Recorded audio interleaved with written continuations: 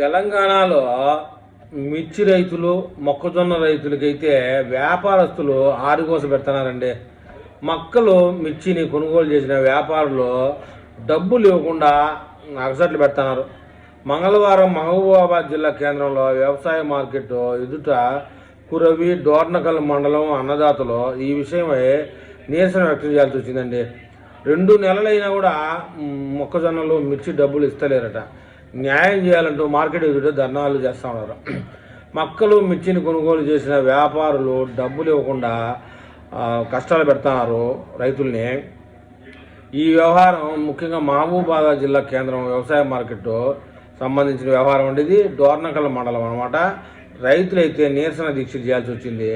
ఈ సందర్భంగా రైతులు దూదికట్ల కట్టయ్య, బోడా రామ్జీ, కోటేష్, వెంకన్న తదితరులు మాట్లాడుతూ పంటలు కొనుగోలు చేసి 2 నెలలైనా తమకు డబ్బులు చెల్లించకుండా తీవ్ర ఇబ్బందులు పెడుతున్నాయని చెప్పారండి.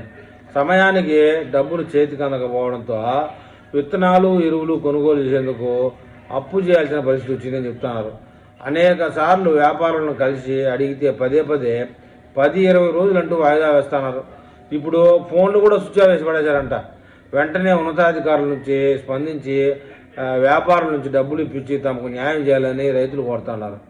మరి వ్యాపారస్తులకి ఈ ఉన్నతాధికారులు ఏమి చేస్తారో ఏమో. మరి మనం సరుకు అమ్మేటప్పుడే వ్యాపారస్తులు ఎలాంటి వల్ల వ్యవహారం అనేది తెలుసుకోవాలి. మరి అలా కాకుండా పొరపాటున చేయి కాల్చుకుంటే అధికారుల మీద పడితే అది ఏ మటుకు ఉపయోగం ఉంటుందో మరి చూడాలి.